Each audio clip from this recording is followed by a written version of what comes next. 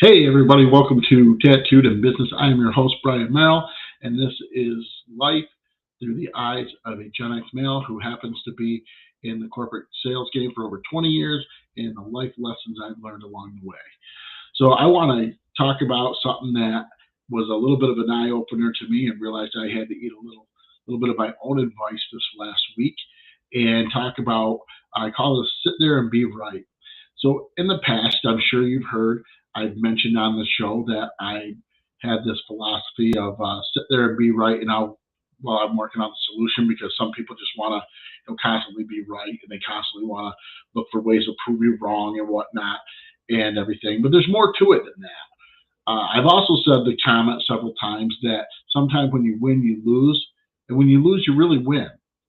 So it's really true in life and it's true in business and everything that sometimes you take the higher road, you fall on your sword and everything.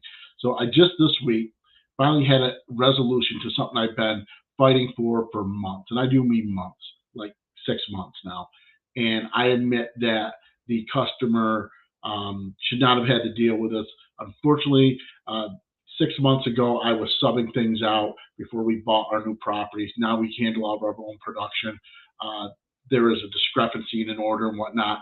And I've been going back and forth with the decorator trying to get this resolved for months. And I get where the decorator's coming from.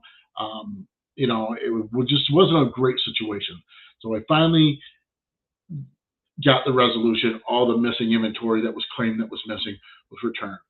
Now I have a documented sheet of showing what was ordered and everything, and I can prove everything that was ordered. I have it signed off by the customers, sizes, colors, and everything.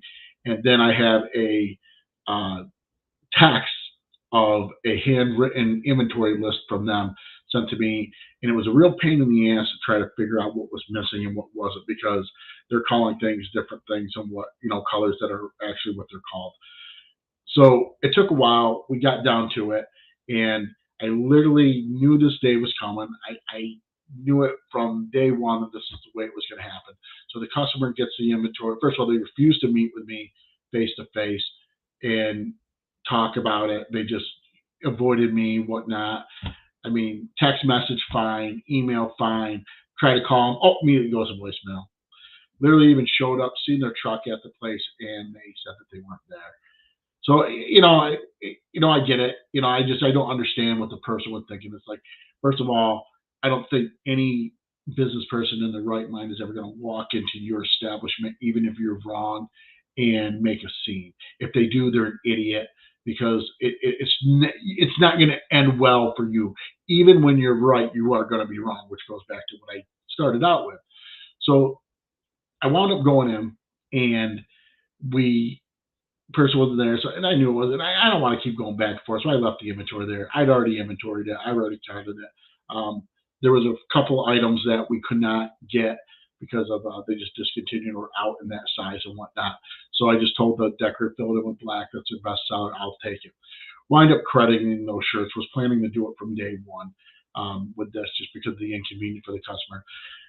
The customer had the audacity to send me back a text, first of all, tell me I was the worst person they'd ever dealt with, or my decorator, whatever, and then sends me a message saying, "And you 7 months and you still can't even get the colors right." So I literally go to my sheets and look down, and he has a picture of the one next to it says, "This is what I wanted. This is what I got." And I'm looking at my sheets going, "Okay, well, you claim you got all those other colors, and these were the ones you were missing." Now I could be right. I could send it to him. I could go up there. I could try to argue my case. But what are you going to gain? What what's the resolution? At this point, I've already credited these. You've sold your past inventory. This took way longer than it should have. I've fallen on my sword. So I take all the blame as a salesperson because that's what we do and resolved it. Because at any point in time, this customer could have said to me, "I don't want the inventory, just credit the bill." But he never once says that. He just keep pushes it for months. Hopefully they pay the bill. Don't really think they're gonna. But the whole time I sit there, and I reached out to my buddy Kevin, and I said to him, I said, "Kevin, I said, you way more experience with this. What would you do?" And he says, dude, you got to walk away. You just got to let it go. He says, starting an argument, it's just like you sitting there, where we're saying, well, sit there and be right then. He goes, that's the same thing. He goes, that's putting you in that you're trying to prove that you're right. And I said, yeah, well, of course I am. This is going to ruin my reputation.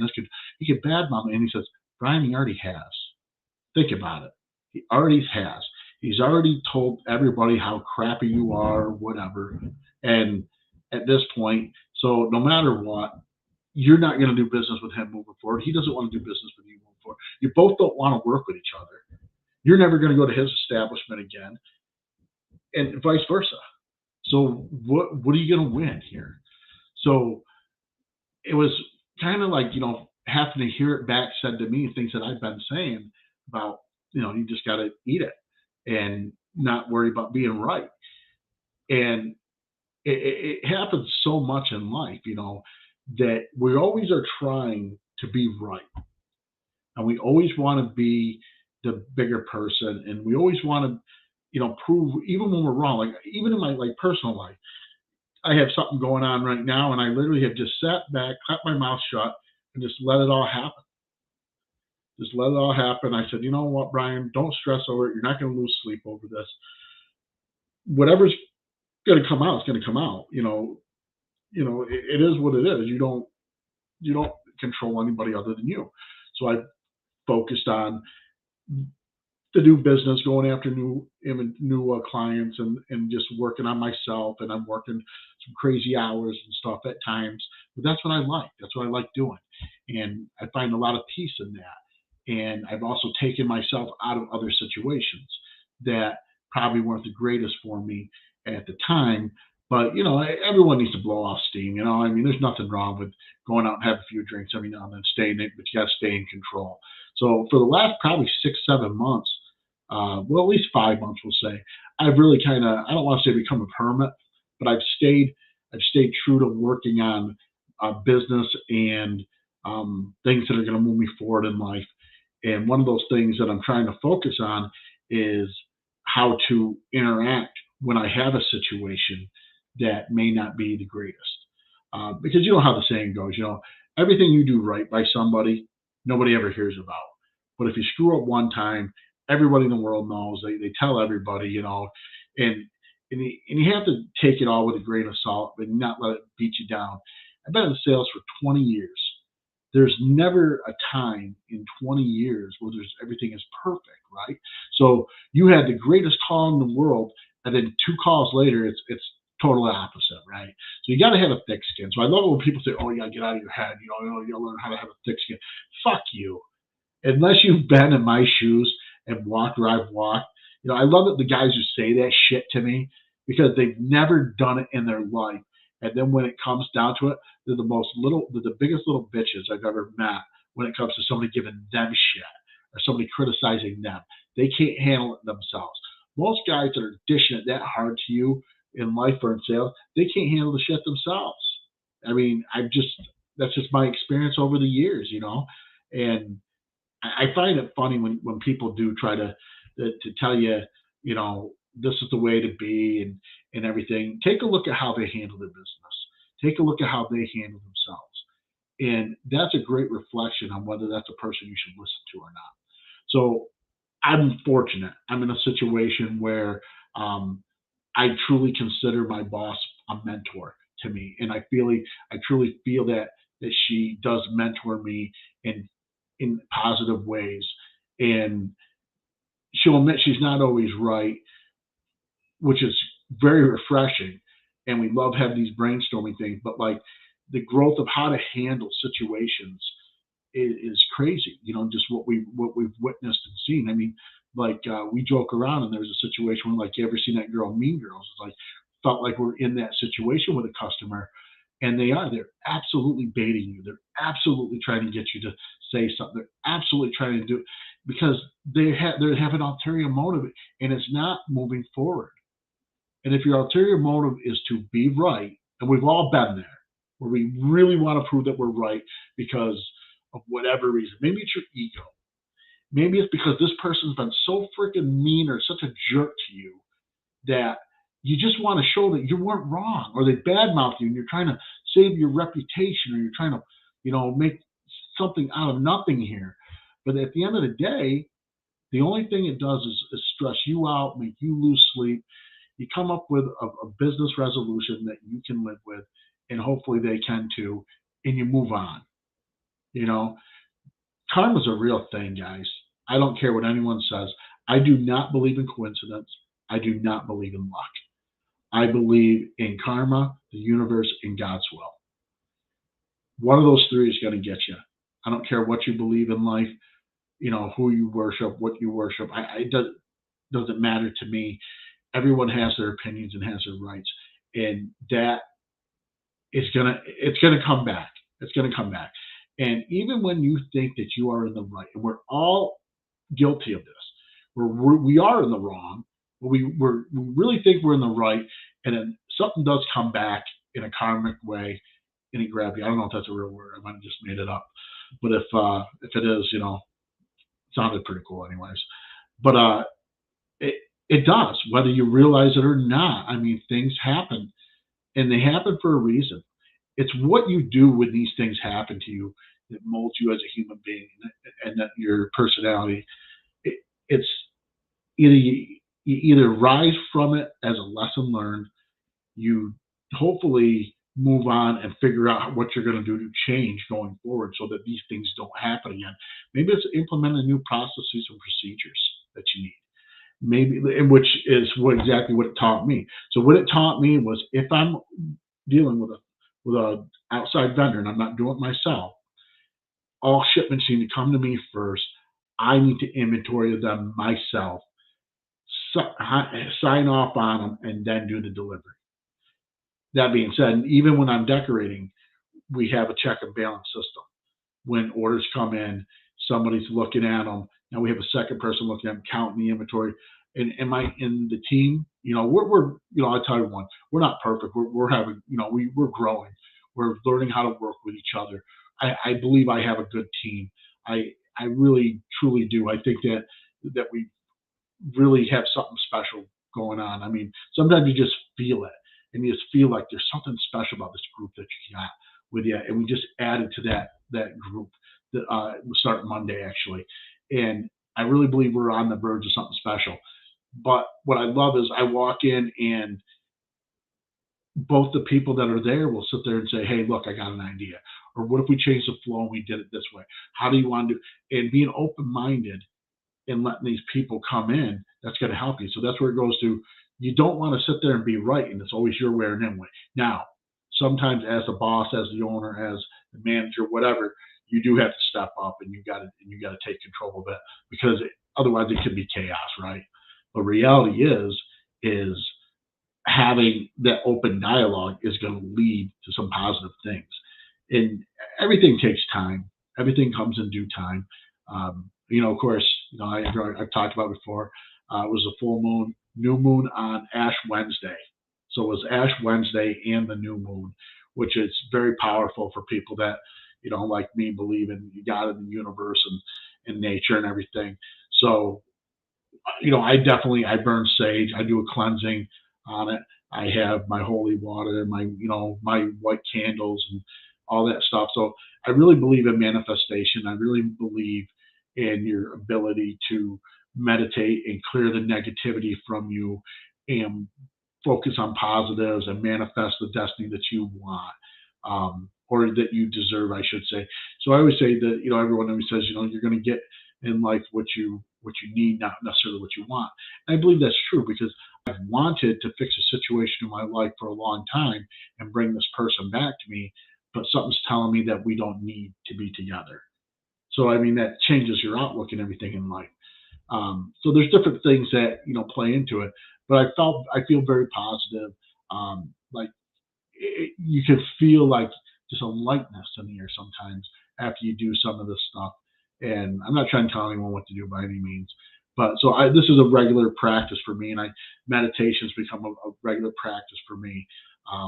Just and I tell everyone, I get kidney stones, and we joke around about it and stuff, but sometimes the only way I can handle the pain is literally doing breathing technique in meditation, and it's almost like you can will your body to move something out of the pain, or you take it out of your mind. And I've been able to do that several times in life. I do have a high threshold for pain, but it's not because like, oh, you're a tough guy. It's because I've learned how to meditate and get it out of my head. And that's gone way back to before I was even in the military. I've always had the ability to get past certain things, obstacles mentally, and a lot of it has to do with your mind strength. So I kind of got off topic here, but so just wrapping it all up, when you're so hell bent on being right, it really most of the time it's not going to end well. You need to realize that sometimes when you're right, you're wrong, and sometimes when you're wrong, you're really right. No, this was a no-win situation for me, but I put myself in this situation, and I have a customer on one hand saying, "Hey, I never got this stuff," and then I have the decorator saying, "Bullshit, I did it all," but he didn't put a packing slip in there. He didn't do some things that could have helped me solidify it. Now, somebody's lying. At the end of the day, somebody was lying. I'm pretty sure I know who it was and everything. I think there was a simple mistake on a couple things, but at the end of the day, it wasn't an easy task for that decorator to say, "Hey, okay, I'm going to take care of it," but he did. It may have taken longer time, but he did. And I understand the customer. The customer's mad. I wanted these X amount of months ago, and they never paid back then, and all this, and and they didn't have to, and whatnot, but the way you handle it is a reflection on who you are and who you want to be around and who people want to be around. And this was I realized that this was a no winning situation, but not only that, this is not somebody I want to stay doing business with just because of the way they handle it. If nothing you're ever going to do is right, then there's no point in wasting your time. I don't need someone to beat me up and try to beat me down constantly. And nobody does that. I mean, I had a guy when I worked at Southern Tier Highway. He owned several Kentucky Fried Chickens in the area, and he bought a motorcycle. And he didn't understand that he had to make an appointment for us to do the paperwork. He thought he just calls in, sends his license, just like a car. It doesn't work that way. It didn't work that way back in the day for motorcycles. You had to come and do the way we were set up was totally different. And it drove him insane. He's like, "I cater to someone over a $10 bill, and you guys don't cater to someone over a $20,000 bill." And I've never forgot that. I've never forgot that. And he was half right, half wrong. Where we failed was to explain the procedure and how we do things and why.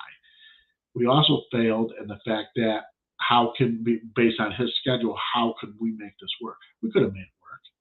I could have taken all the paperwork over to him, had him pre-sign it and everything, come back, run all the stuff, have everything there and say, "Hey, now I just need you for 10 minutes to go over your warranty and everything, and here's your bike and ready to go." So many things we could have done better. But again, that's why it's Monday quarterback and call them hindsight. Can't fix it afterward, but you can take these situations that you come and rather than sit there and try to be right about, think about what you did right, what you did wrong, and what you can improve on. I call them the after action reviews, just like when you did the military.